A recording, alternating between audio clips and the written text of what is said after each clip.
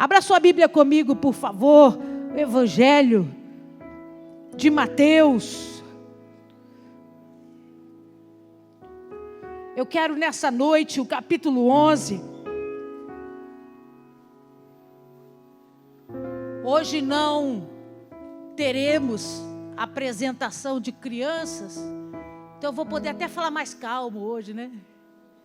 A minha mãe falou assim para mim esses dias: minha filha, esses 4 últimos cultos você estava ligada no 220. Eu ficava respirando em casa por você. Eu falei, é porque o tempo foi ficando curto para mim, né? Hoje não, vai dar tudo certo em nome de Jesus. Mateus capítulo 11. Eu quero ler a partir do verso 25.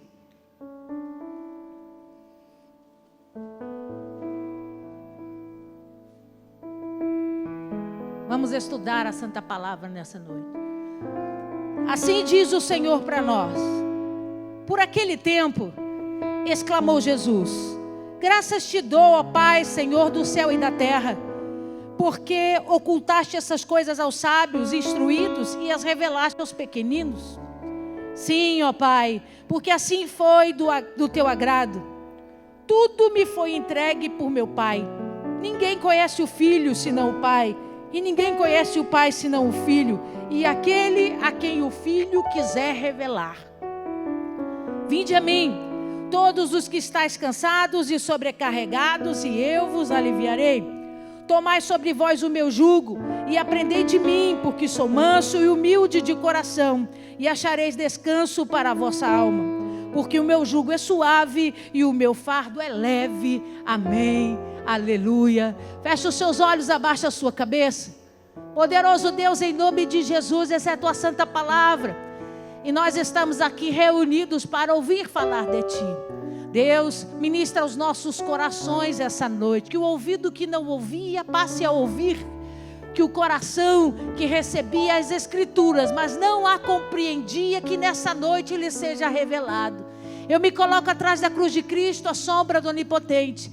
Eu te peço, toma esse altar que é teu de honra e direito, ministra sobre nós, para a glória do teu nome, no nome poderoso de Jesus. Amém, amém, amém. Você pode aplaudir ao Senhor? A Ele a honra, a glória e o louvor para sempre, aleluia. O capítulo 11 do Evangelho de Mateus é dividido em alguns subtítulos, porque dentro de um capítulo único Jesus fala de muitos assuntos, não tão distantes de conceitos um dos outros, mas diferenciados, formas diferentes de entendimento. Primeiro ele começa falando a despeito do João Batista no cárcere. Os discípulos vão lá e João orienta esses discípulos a encontrarem com Jesus. E quando eles encontram com Jesus, Jesus diz para eles: diga para João que os cegos veem, que os coxos andam, que os surdos ouvem. É claro que o reino de Deus foi instaurado, é claro que o sinal glorioso está sobre a terra, e eu sou aquele de verdade, a quem vós tem esperado durante tantos tempos. Então os discípulos que seguiam a João passam a entender que João é percussor, é aquele que veio para anunciar, mas que Jesus é o Messias, que não há dúvida que o operador verdadeiro, o escolhido de Deus, era Jesus Cristo e não João. Então ele começa relatando, e aí vem um discurso lindo. O capítulo 11 vale a pena você ler depois com carinho, e ele vai relatando essas etapas, né? E aí chega nesse especificamente no versículo 7 de Mateus. Jesus aproveita o gancho e começa a falar do João Batista. Quem que era o João Batista, né? Qual que era a função do João sobre a terra? João foi gerado para anunciar a Cristo. Não existia ninguém dentro do corpo sacerdotal, dentro da estrutura levítica, que não tivesse corrompido, que poderia anunciar o Messias sobre a terra naquele tempo. Os sacerdotes, os levitas, a geração estava corrompida. Então Jesus faz o sacerdote Zacarias e Isabel ter a experiência, né, de gerarem o João, para que ele se tornasse o grande anunciador. aquele que teria autoridade como descendente, poder dizer: eis o Cordeiro de Deus, aquele que tira o pecado do mundo. Anunciar Cristo, liberar essa palavra sobre a terra. Então Jesus começa a descrever João, suas características físicas, como que ele era usado de forma profética, vai descrevendo aí todo o texto. Mas eu me apeguei especificamente no versículo 25 em diante, onde ele se revela, e aí ele entrega um segredo grandioso. Ele diz assim: Pai, graças eu te dou, porque o Senhor, debaixo de toda a sabedoria, não revelou isso aos instruídos, não revelou essas coisas profundas, essas experiências aos doutores da lei, aos mestrados. O Senhor separou os simples. Olha o que ele diz: graças te dou, versículo 25. Ó Pai, Senhor do céu e da terra, porque ocultaste essas coisas aos sábios e instruídos e a revelaste aos pequeninos. O que ele está dizendo?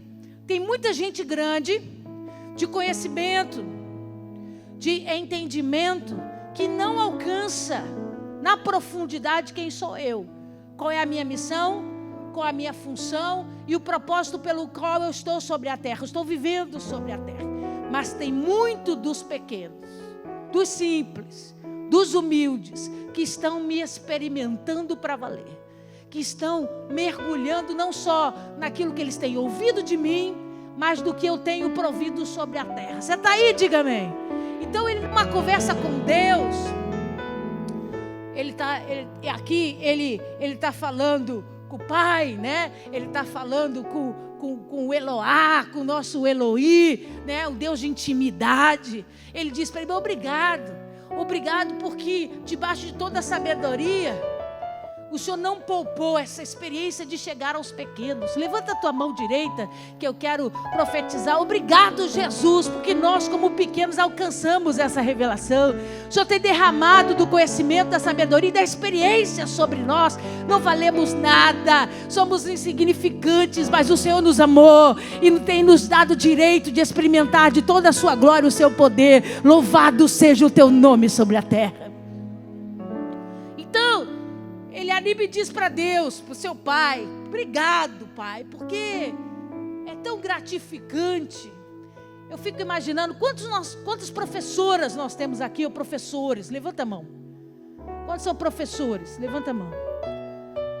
Eu fico imaginando a experiência de ver uma criança escrever seu próprio nome pela primeira vez, ou ela conseguir ler alguma coisa efetivamente pela primeira vez. Como que o coração de um professor fica numa hora dessa?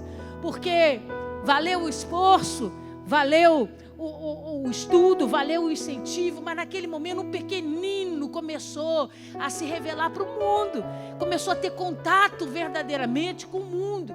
Eu me lembro que a Analia estava na escolinha, quando era pequena, e uma vez nós passamos na porta do mercado, e ela estava sentada na cadeirinha do carro, e nós estamos quietos, né? Aí ela traz: mundial. Aí eu olhei para a cara do Fábio, aí ela repetiu: mundial. Aí que a gente se deu conta que ela estava lendo o letreiro que estava do lado de fora da janela. Parece bobagem, mas emociona. Por quê? Porque é o início de uma caminhada. Então, por que eu estou dizendo isso? Porque foi sentimento que Jesus compartilhou com o Pai. Ele estava animado, dizendo: puxa, que coisa linda poder ver os olhinhos brilhando dos pequeninos, dos simples, dos que não têm tanto conhecimento assim na letra nem na lei, mas que estão experimentando de mim, Pai. Estão bebendo das minhas águas, estão mergulhando nas minhas experiências, estão crendo no reino, estão acreditando nas coisas celestes. Oh, Pai, que alegria que isso tem dado para o meu coração. Você pegou? Então continua lendo aí. Versículo 26. Sim, ó Pai, porque assim foi do seu agrado. Versículo 27. Tudo me foi entregue por meu Pai. Ninguém conhece o Filho senão o Pai, e ninguém conhece o Pai senão o Filho, e aquele a quem o Filho o quiser Então ele diz assim: só o Pai me conhece verdadeiramente na totalidade. Isso vai ser impossível qualquer outra pessoa sobre a terra chegar. Por muitas vezes nós vamos ler a experiência de intimidade da mãe, da Maria com Jesus, e Jesus dizendo para ela assim: não é o tempo ainda, mãe. Mãe, essas coisas ainda não serão reveladas. Mãe, não é tempo para isso. Então deixa claro que por mais próximo que a Maria fosse, por mais ligação que ela tivesse por ter gerado Jesus, ela também não o conhecia na totalidade. Por quê? Porque isso é uma característica que só o Pai tem. Só o Pai conhece Cristo na total revelação de si mesmo.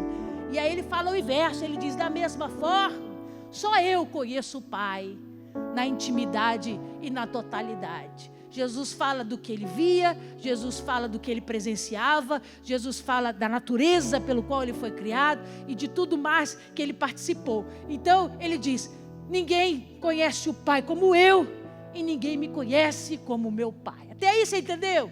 Mas pega o segredo que está no finalzinho. Aí ele diz assim: ninguém conhece o Pai senão o Filho, e aquele a quem o Filho quiser revelar. Então ele abre um precedente para mim e para você. Ele diz assim: eu tenho a autoridade de revelar o Pai para aquele que eu desejar. E quando eu desejar fazer isso, essa pessoa vai partir de uma experiência comum, terrena, física, ou entendível, ou racional, para algo no âmbito espiritual e grandioso. Vai alcançar uma conexão que a maioria das pessoas normais não experimenta. Ele estava dizendo: eu posso fazer isso com o homem. Eu posso dar ao homem a chance de viver essa experiência. Então, amigo, deixa eu dizer para você, na autoridade do nome de Jesus: você tem que desejar casar sim, porque casar é de Deus. Você tem que desejar crescer financeiramente, porque Deus é dono de todo ouro, toda prata. Pode sim abençoar você, sua casa e sua família. Mas se você puder escolher alguma coisa, deseje conhecer o Pai na intimidade. Deseje dizer para Jesus: tu disse ao Pai que o Senhor pode revelar, então me revela. Me revela o que o olho não viu, o que o ouvido não ouviu, o que não penetrou no coração do homem ainda. Deixa eu experimentar desse segredo, porque eu também quero conhecer o Pai assim como tu conheces. Ah, amigo, muda tudo.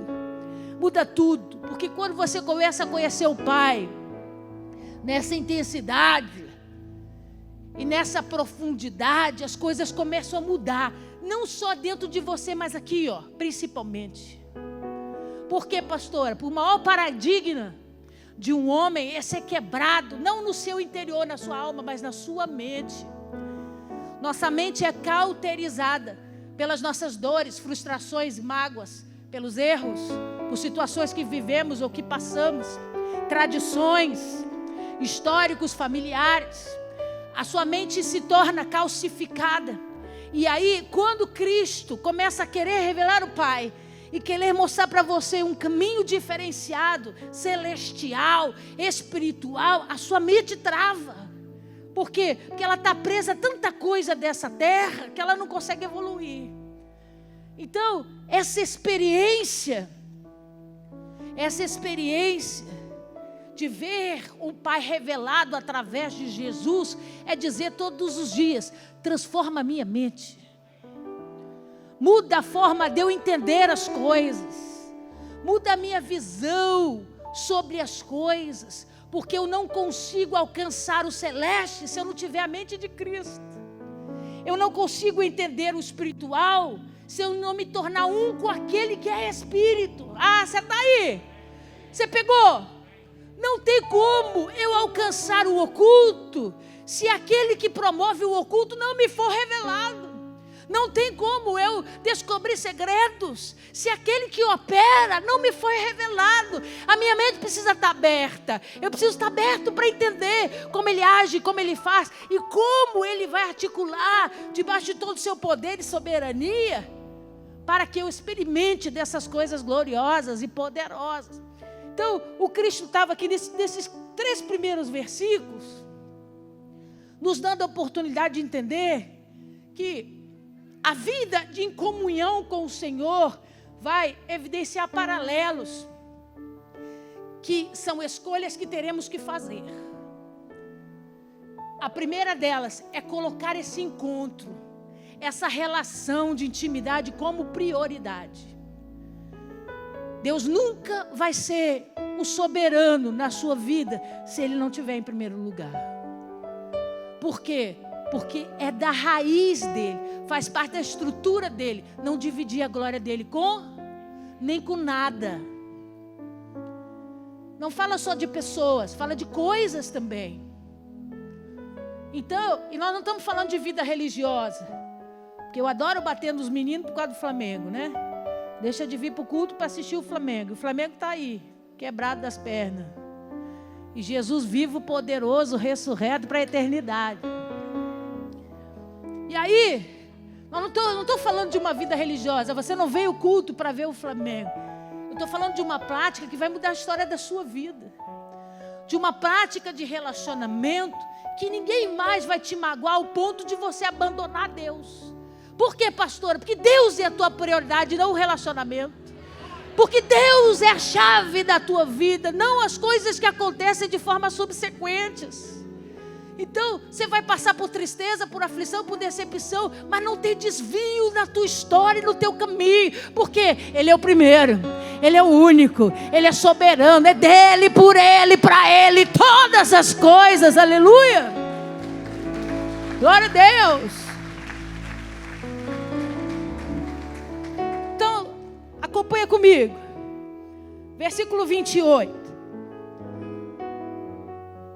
Aí ele começa o discurso. Vinde a mim, todos os que estáis cansados e sobrecarregados, e eu vos Então vamos entender. Esse versículo não foi colocado aqui à toa. Ele não está colocado nessa condicional, porque Deus assim decidiu sem propósito. Nada com Deus é sem propósito. E assim como eu disse no início, uma vida de revelação, de intimidade com o Pai, precisa de uma mente aberta. Olha aqui para mim, por favor. Você consegue entender que cada palavra que está escrito nesse livro foi escolhido por Deus? Deus não falou palavras aleatórias. Deus não fez discurso sem pensar. Você crê comigo que Ele poderia escolher qualquer discurso, sim ou não? Ele poderia escolher palavras para falar das suas verdades, sim ou não? Ele poderia escolher os exemplos que Ele queria dar, sim ou não? Então, observa a partir do versículo agora, com a mente aberta, para você alcançar a revelação, que as palavras que foram colocadas aqui não foram liberadas sem entendimento, sem geração de propósito. Jesus falou essas coisas porque Ele queria dizer, porque do contrário Ele não falaria. Ninguém o obrigava a nada, Ele era Senhor. Ninguém o obrigava a fazer discursos. Tanto é que quando Ele estava diante da autoridade romana e debochando dele no período da prisão, defende-te, fala alguma coisa. A Bíblia diz que ele fica calado o tempo todo. Por quê? Porque ninguém obrigava ele a dizer nada. Ele não precisava se justificar. O Pai que anda com ele sabe que ele é justo. O Pai que estava o cobrindo para que o propósito fosse estabelecido sabia quem ele era. Para que ele ia ficar debatendo com Pilatos, com Herodes, com Ananás? Não, com Anás, não precisava. Então, as palavras que saíam da boca de Jesus eram para cumprir propósito, e Ele só dizia o que lhe convia. Então, continua lendo comigo. Vinde a mim, todos os que estáis cansados e sobrecarregados, e eu vos... Então, vamos entender duas coisas. Primeiro, a gente precisa entender português. Sem português, fica difícil ver a revelação. Então, observa que ele diz assim: vinde a mim todos os que estão sobrecarregados. O que ele está dizendo? Você que está se sentindo, né, pesado, que você está carregado de problemas. Sobrecarregado é estar sobre cargas. carregando cargas grandes, pesadas. Ele diz: você precisa experimentar estar na minha presença. Você precisa experimentar vir até a mim. Você precisa experimentar ter relacionamento comigo. Mas observe o que ele diz. E eu vos aliviarei. Então, olha o que eu estou dizendo. Olha o que eu estou dizendo. Vem cá, pastora Cris, traz a sua bolsa. Vou te usar daqui a pouco de novo, tá, varão? Vem, sobe aqui com a sua bolsa. Olha o que eu vou te ensinar. Essa é a sobrecarga da pastora. Desça com força. Essa é a carga que ela carrega. Segura aí. Aí Jesus diz assim: vinde a mim, os que estão carregando cargas pesadas, porque ele não diz, porque eu tirarei a carga de vós. Está escrito isso aí? O que ele diz? Abre aí.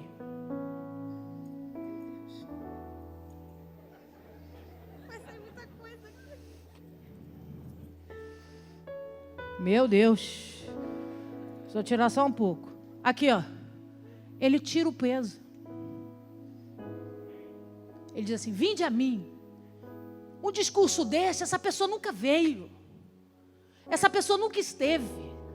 Essa pessoa nunca entrou na presença. É um convite para novatos. É um convite para principiantes. Então ele diz: vinde até mim, porque eu sei que está pesada a bolsa, e eu vou te aliviar. Aí ele mete a mão na bolsa e tira o peso. Mas ele não arranca a carga, não. Você pegou? Ele não arranca a carga, não. Ela continua ou não continua com a bolsa? Aqui o peso. Bota aí de volta. Por que, pastora? Obrigada, pastorinha. Por que, pastora? Porque quem está vindo pela primeira vez precisa, antes de ter carga liberada, entendimento sobre quem é liberta. Você não pegou? Quem está chegando no princípio precisa muito mais ter entendimento de quem pode libertá-lo do que a retirada das suas cargas. Por quê, pastora? Porque vai ter fila aqui para eu retirar as cargas, mas vão virar as costas e vão embora. Por quê? Porque não tem entendimento nenhum sobre aquele que tem poder de livrá-los. Então, quando alguém está chegando pela primeira vez, ele diz: vem, eu sei que está sobrecarregado, que está pesado, eu vou aliviar. Ele tira um pouco do peso, para fazer com que a pessoa entenda que ele pode fazer. Mas você quer? Ele pode, ele deixa claro que ele pode, para mostrar para mim e para você. Mas é isso que você quer? Porque para ter a carga aliviada, você precisa estar aqui, ó, comigo. Todas as vezes que você me trocar por qualquer outra coisa, a carga volta para a bolsa. Porque é vinde a mim, é vindo até a mim, que eu posso retirar a carga, que eu posso aliviar a carga que vocês têm carregado. Você está aí? Continua lendo comigo. Tomai sobre vós o meu jugo e aprendei de mim, porque sou manso e humilde de coração, e achareis descanso para a vossa... Então ele começa a usar uma linguagem figurativa, como Jesus sempre pregou por parábolas, como Jesus sempre fez dos seus discursos, usava de ferramentas comuns e próprias para a época e para o tempo. Então ele usa de uma expressão muito conhecida em todo o Antigo Testamento, onde nós ouvimos essa palavra jugo por muitas vezes. E o jugo é J-U-G-O, não é julgo, de julgar, do verbo julgar. Esse jugo fala especificamente de uma peça. Põe para mim, Felipe, por favor. O jugo é essa peça de madeira, desculpa aí, tá? essa peça de madeira que tem um encaixe específico para cada cabeça do boi. Os 2 bois ficam presos debaixo dessa estrutura, também chamada de canga, essa parte que prende o pescocinho do boi. O que é essa ferramenta? Para que essa ferramenta serve? Para terem 2 caminhando o tempo todo juntos, na mesma direção. É por isso que a Bíblia Sagrada vai dizer, quando ela fala de casamento, não arrume sobre vós jugo. O que ela está querendo dizer com isso? Você vai colocar 2 pessoas debaixo de uma mesma estrutura. E se elas tiverem pensamentos diversos, se elas tiverem religiões diversas, cada um vai querer seguir para um caminho. E não vai funcionar. Põe a outra para mim, por favor.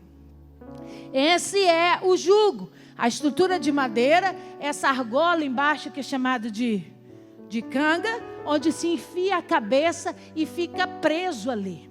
Em todo o Antigo Testamento, Jesus vai dizer assim, eu sou aquele que os livro do jugo. Aí ele vai dizer, dos amorreus, dos filisteus. Eu sou aquele que retiro dos seus ombros o jugo, para vos libertar dos vossos inimigos. Deus deixa claro para nós que essa expressão era muito conhecida e ele sabia o que Deus estava dizendo. Essa ferramenta que prende 2 animais juntos e não faz com que eles andem em desacordo, era associada ao instrumento de prisão, era associado a um tipo de escravidão, onde você estava sempre ligado a alguém, alguma coisa. Então, especificamente em Israel, ele estava dizendo, vocês estão presos aos inimigos. É por isso que eles têm levado vantagem. Vocês estão debaixo do mesmo jugo. E eles têm feito de vocês gato sapato. Ou vocês estão debaixo do jugo do diabo, do inimigo. E ele tem governado sobre as vossas vidas. Ou você está debaixo do jugo do mundo, das opções, das escolhas que o mundo provê, e tem feito de você uma só voz, indo em uma só direção. E aí todo o discurso de Jesus, eu estou te desafiando, presta atenção aqui em mim. Olha os meninos aí que gostam de Bíblia. Eu estou desafiando você a achar um texto da Bíblia Sagrada que fale de jugo.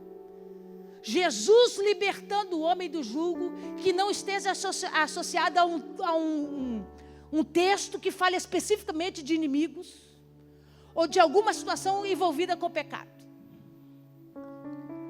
Por quê, pastora? Porque se você quiser ter revelação do Pai, como o texto anterior que nós estudamos diz, você precisa abrir sua mente. Você precisa ter mente aberta e esclarecida para entender o que a palavra de Deus diz. Lê comigo o início da frase. Versículo 29. Quem está dizendo? Quem está falando? Não sou eu. Você concorda comigo? Diga assim, não é a pastora Érica. A herege da pastora Érica. Fala aí. Diga, não é. Quem está dizendo? Então lê. O que está escrito? Tomai o quê? Então para aí. Então Jesus põe jugo em nós. Ele diz, tomai sobre vós. Ele tem o jugo. E ele tem um lugar vazio no jugo dele. Você viu aí que andam 2 bois juntos. Ele diz, tomai sobre vós o meu jugo. Quem está falando, irmão? Quem está falando? Então ele tem uma canga. Existe um jugo que está sobre os seus ombros. E ele diz, vem você e toma o seu lugar. Tem algumas versões, eu vou ler aqui. Se você tiver, levanta a sua mão aí. Que o versículo 29 diz assim, tomai vosso lugar em minha canga e aprendei de mim. Quem tem essa versão? Levanta a mão, olha lá. Tomai vosso lugar em minha canga e aprendei de mim. Olha o que ele está dizendo. Eu estou aqui, tem um jugo no meu ombro e tem um buraco para enfiar outra cabecinha aqui. E ele diz: tomai o vosso lugar na canga de quem? Na minha canga. Vem e entra aqui. Vem, Lucas. Vamos brincar aqui. Vou te dar moral hoje, você ser Jesus. Fica aqui do meu lado direito. Então diz assim para mim: eu tenho um lugar para você na minha canga. Eu tenho um lugar para você na minha canga. Aí eu vou dizer: então eu quero. Estenda esse braço para cá. Bota aqui. Aperta com força. Estou eu aqui, na canga de Jesus, debaixo do jugo que é dele. Qual que é a função do jugo, pastor? Ter dois andando juntos, para o mesmo lado, para a mesma direção. Aí ele diz assim: não aplaude ainda não.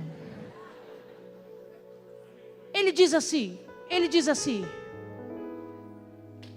toma o teu lugar na minha canga e aprendei de mim.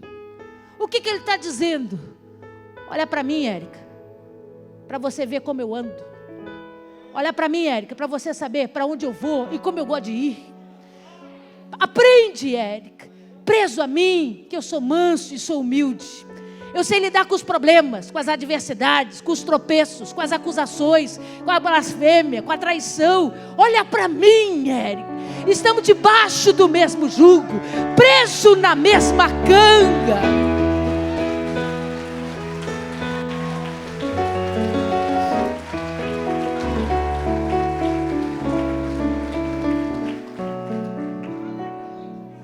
Aí eu vou dizer: tá bom, Jesus. Ele vai dizer: vamos passear. Diz: vamos passear. Vamos passear. Me leva aí.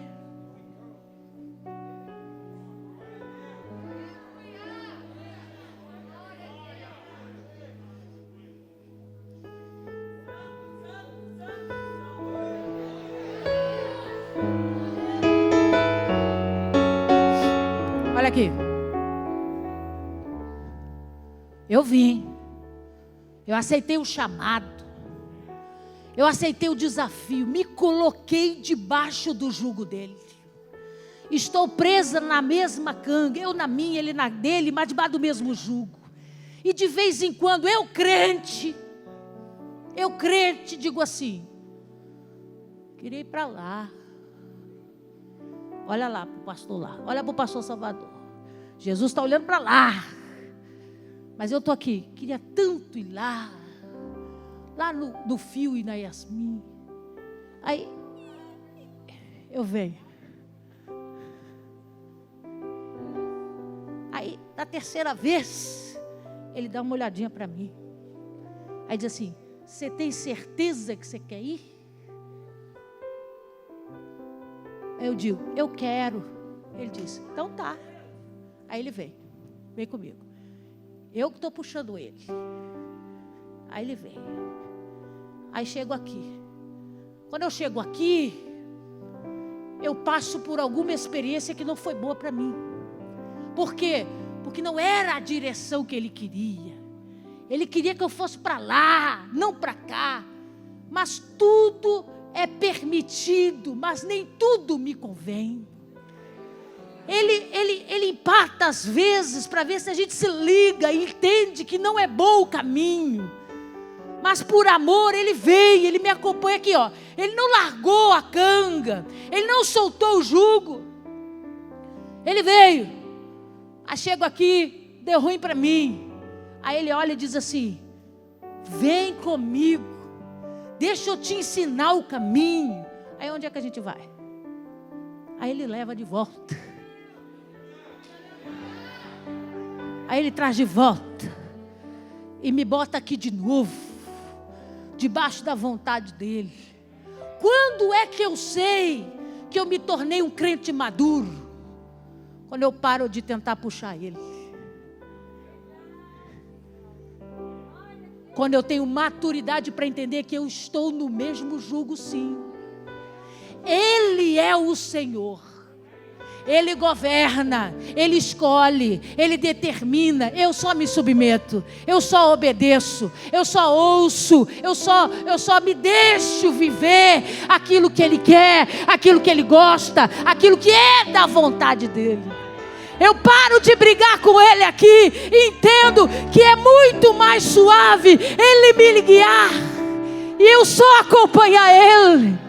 O jugo é suave, porque a maior parte do peso é Ele que carrega.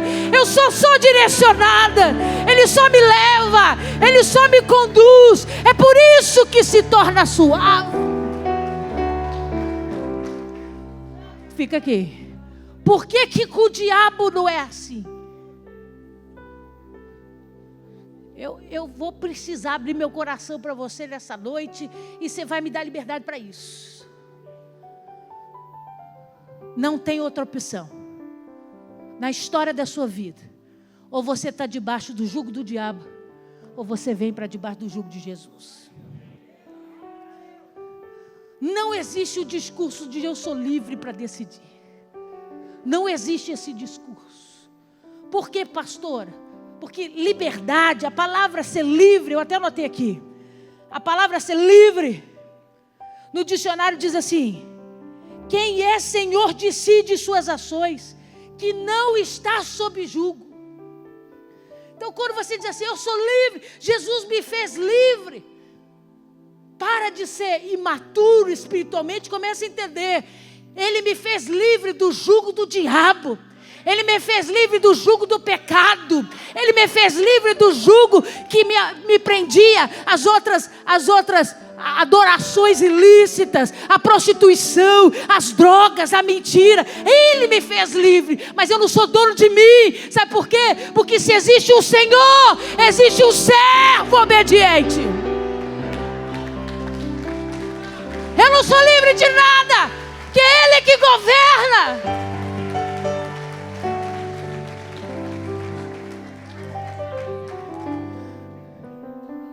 Enquanto você estava debaixo do jugo do diabo, do inimigo, que você estava aqui preso, ele te levava para os precipícios, ele que governava o tempo todo, e quando você tentava ir, amigo, não tinha chance de se soltar. O caminho era de morte, o caminho era de destruição, porque ele veio para matar, roubar e destruir. Você está aí. Aí Jesus veio e diz assim: tomai sobre vós o meu jugo. Então vamos sair daqui, crente maduro, em nome de Jesus. Você é livre, você vai dizer sim do jugo do diabo, mas estou com muita alegria debaixo do jugo de Jesus Cristo. Ai, pastora, você está dizendo que Jesus vai botar o jugo em mim como se eu fosse escravo. Você foi escravo do diabo a vida toda, nunca reclamou. Alguém que queria a tua morte, a tua destruição, queria destruir tua casa, a tua família. Qual é o problema de submeter alguém que tem todo o poder e autoridade? Alguém que é feito de amor, de graça, de misericórdia, de perdão. O que é se submeter àquele que é soberano, que governa sobre coisas e pessoas? O que é estar debaixo daquele que tem olhos de amor, de purificação, de santidade? Ah, amigo, vamos crescer nessa noite. Porque eu não tenho vergonha nenhuma de dizer que eu estou debaixo do jugo dele. Porque quando eu coloco a minha cabecinha na canga e eu olho para ele e diz: vamos, filha, vamos, porque esse caminho não vai ferir os teus pés. Vamos, porque nesse caminho não tem pedra de tropeço. Vamos, filha, porque comigo à frente vai dar tudo certo em nome de Jesus.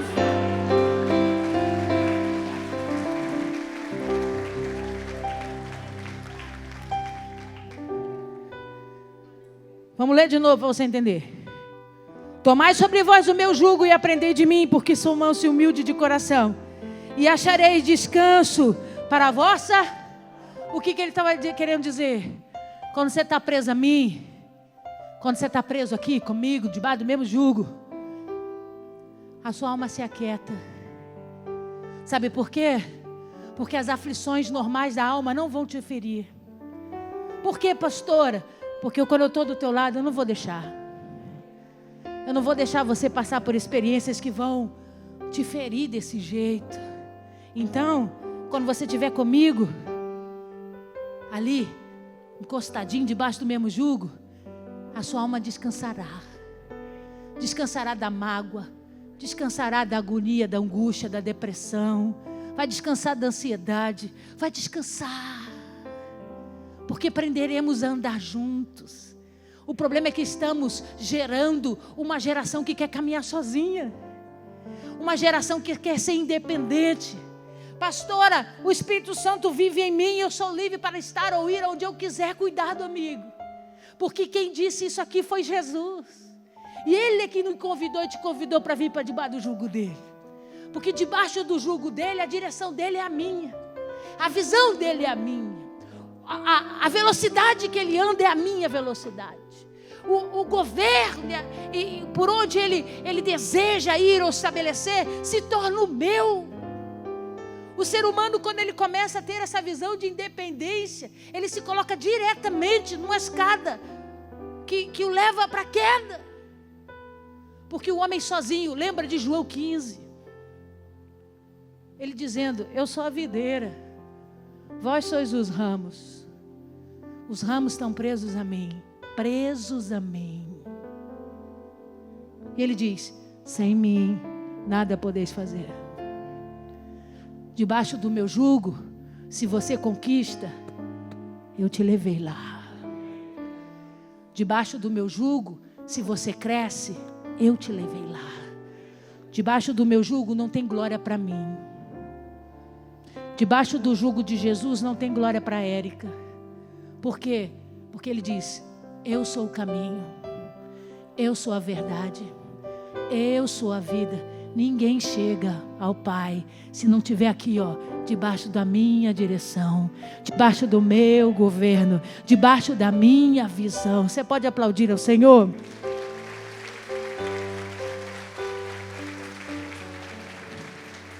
Versículo 30. Ele diz assim: porque o meu jugo é suave e o meu fardo é. Então vamos entender. Tem duas coisas diferentes aí. A primeira, você já entendeu o que é o jugo. Ele diz: o meu jugo é suave, porque você vai se colocar debaixo do meu jugo e vai se permitir ser conduzida por mim. Eu carrego o peso por você, você só me acompanha, você só trilha o meu caminho. Mas ele diz outra coisa, ele diz: e o meu, lê aí, o meu fardo é, põe para mim, Felipe. Fardo é isso aqui, é quando eles recolhem uma grande quantidade, faz uma grande colheita, aqui é trigo, palha, e eles envolvem essa quantidade da colheita. Lá em Israel é muito assim, de forma redondinha, mas pode ser de forma quadrada também. Põe para mim outra foto. Isso, aqui, eles amarram, são fardos de palha. Observa que ele apoia esses fardos sobre os ombros. Então olha o que Jesus diz: vem comigo nessa experiência, que eu quero tratar com você de forma madura, para você entender que a vida comigo não é um conto de fadas. Eu não vim aqui para mentir para você, eu não vim aqui para te enganar.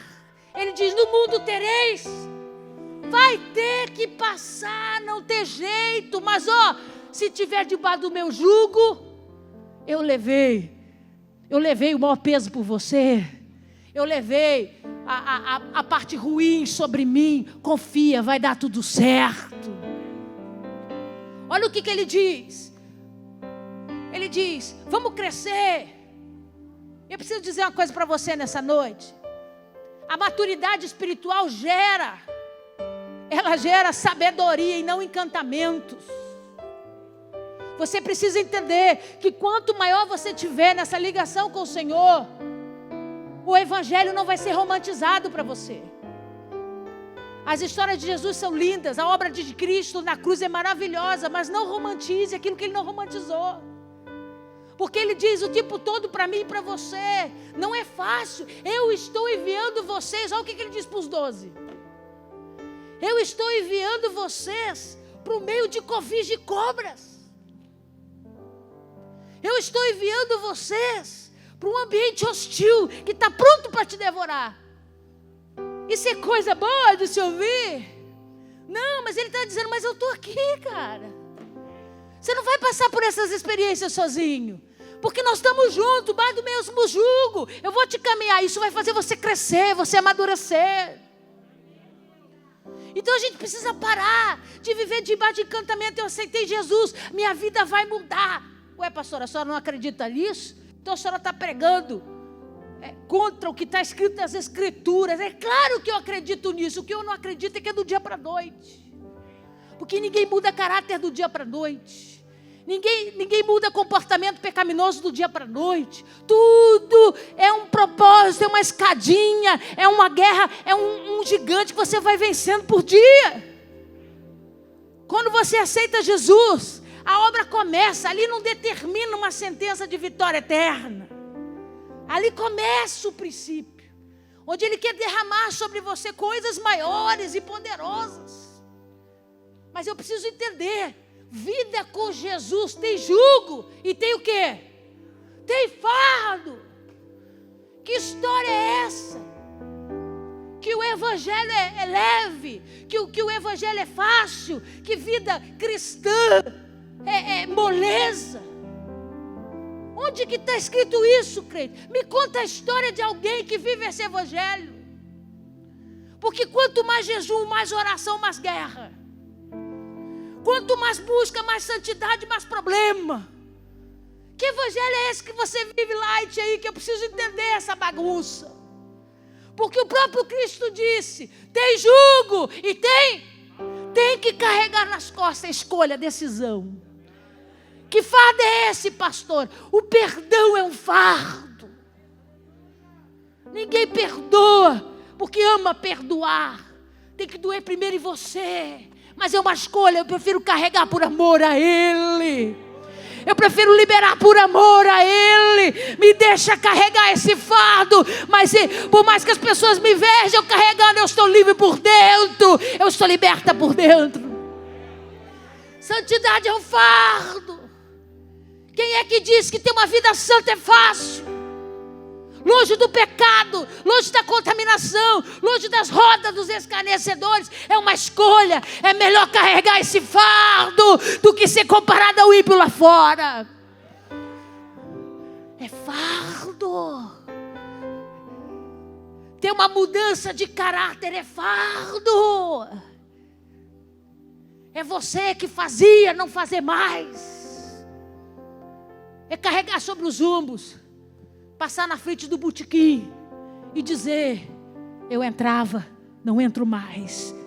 Escolhi, decidi por Ele, por amor a Ele. Carregar fardos. Olha para esse irmão que está ao seu lado, vê se ele está carregando alguma coisa. Se ele tiver de mãos vazias, é porque ele precisa renunciar a algumas coisas ainda. Vida com Jesus tem jugo e tem fardo. O problema é que ele diz assim, ó, olha aí. O meu jugo é suave, você já entendeu. Porque ele está ali. Ele carrega o peso.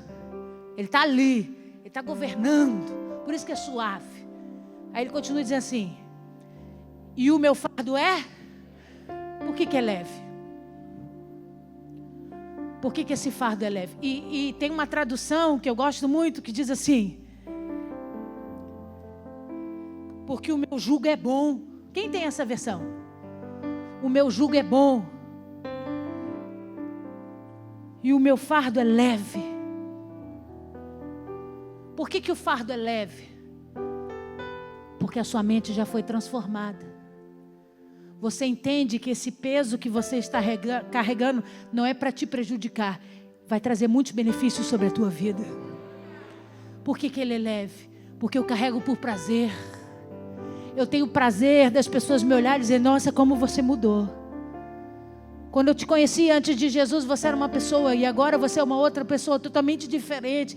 Você diz, o que eu carrego é leve perto da transformação e da experiência que Ele me deu de mudança de vida. Eu carrego esse fardo com prazer e com alegria, porque isso tem me levado a viver experiências gloriosas com Ele. Pastor, o que a senhora quer dizer para nós essa noite? Que andar com Jesus não é fácil não, meu irmão.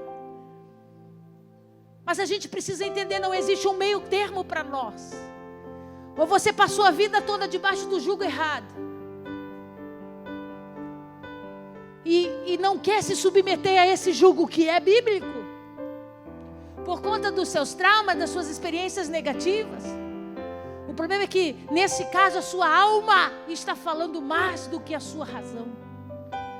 Quando eu me torno um homem que tem uma mente transformada, nem o jugo, nem o fardo que ele impõe, ou que ele declara sobre a minha vida é contra mim. É sempre tudo a meu favor. Porque ele sabe que o jugo do diabo te tomava. O jugo dele te coordena, te guia, te leva.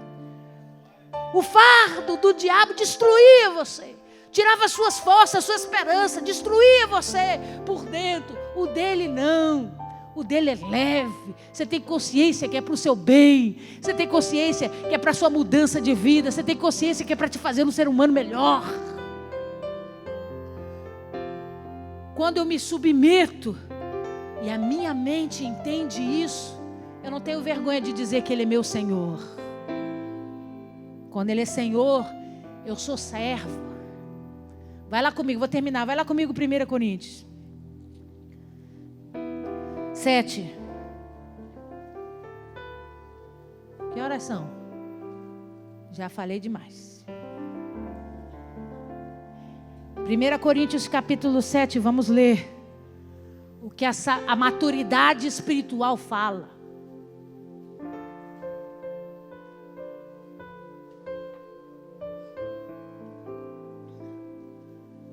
A maturidade de alguém que foi liberto do jugo do diabo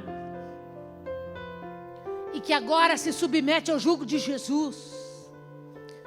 A maturidade de alguém que não fica debaixo de encantamento, promovendo um discurso de facilidades quando ele não existe.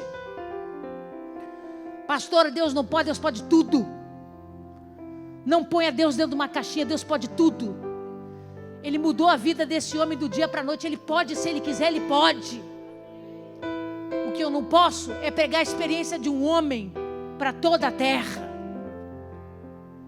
Porque eu estou dizendo para um que o exemplo de um vai ser o exemplo de todos. E a vida não é assim. Tem fardos que só você vai carregar e eu nunca vou precisar carregar. Porque eles fazem parte da sua história, não da minha. Tem experiências debaixo do jugo que você vai viver que eu não vou viver. Porque Ele vai condicionar você e não a mim. E você precisa ter maturidade para entender isso. E olha o que ele diz. O apóstolo Paulo, o homem que viveu grandes experiências, que o céu desceu na terra para revelar a ele segredos. Ele se intitula apóstolo porque ele diz: apóstolo é todo aquele que viu Jesus ressuscitado e experimentou de coisas gloriosas na presença dele. Ele nunca viu Jesus vivo. Quando ele tem um encontro com Jesus, Jesus já tinha morrido, já tinha ressuscitado. Sim ou não? Mas por que ele se intitula apóstolo? Ele diz: porque o céu desceu até mim e me revelou coisas que os apóstolos não sabem. Porque Deus queria que ele soubesse. E ele começa a dizer, leia o que o Paulo disse, versículo 22. Porque o que foi chamado no Senhor, sendo escravo, é liberto do Senhor. Semelhantemente, o que foi chamado sendo livre é... Quem que está dizendo isso? Quem que está dizendo isso? O apóstolo Paulo. O homem que se tornou um dos maiores símbolos para nós de crescimento, de transformação, de autoridade na palavra pregada. Ele diz, o que era escravo, o que foi chamado no Senhor, sendo escravo, é liberto. Quando o Senhor chega na vida de um homem e o chama, aquilo que o prendia não prende mais, porque Jesus vai lá e liberta ele. Jesus vai lá e salva ele. Mas salva de quê? Do jugo do diabo. Salva de quê? Do jugo do mundo. Salva de quê? Do jugo dos inimigos. os principados, as potestades. A nossa guerra não é contra a carne, não é contra pessoas. Paulo estava dizendo, aquele que veio até o Senhor, foi liberto pelo Senhor. Mas ele continua, lê aí. Mas ele diz, semelhantemente, o que foi chamado, lê aí, o que foi chamado, sendo livre, o que ele quer dizer? Você já está sem o jugo do diabo. Você já está liberto do jugo que te prendia a vida toda, te escravizava pelo diabo, pelo mundo. Jesus te libertou. Aí ele vem e te faz outro convite. Agora você está livre, não tem canga do inimigo sobre o teu pescoço. Aí ele te chama, ele diz, você está livre? Quantos foram livres aqui pelo sangue de Jesus? Levanta a sua mão. Aí ele te faz um convite essa noite. Aí ele diz aí, semelhantemente o que foi chamado sendo livre, está falando de mim e de você. Aí ele diz assim, a minha versão diz assim, é escravo de Cristo. O que o Paulo está dizendo? Depois que ele passa pela libertação verdadeiramente, não só dos demônios, mas da mente, ele passa a entender que agora ele é escravo do Senhor Jesus. Ele está debaixo do mesmo jugo dele. Ele está preso na canga, do lado da canga de Jesus. E ele não se envergonha disso, porque ele sabe que se Cristo está com ele no mesmo jugo, Cristo é o Senhor. Cristo é o Senhor da sua vida, da sua história. Ele que vai governar, Ele é que vai fazer diferença. Você pegou? Diga amém. Então, amigo, eu quero mesmo ser escravo de Cristo. A minha alegria é ser escravo de Cristo. A minha alegria é poder dizer, estamos mesmo presos debaixo do mesmo jugo. A minha alegria é poder dizer, tenho carregado fardos por conta da palavra, do evangelho, do amor de Cristo, dos sinais, de toda a verdade que a Bíblia me ensina, mas são leves para mim, porque eu já entendi, tudo é bom, porque Ele é bom, e Ele tem operado sobre a minha vida, e sobre a tua vida, em nome de Jesus. Fique de pé no seu lugar.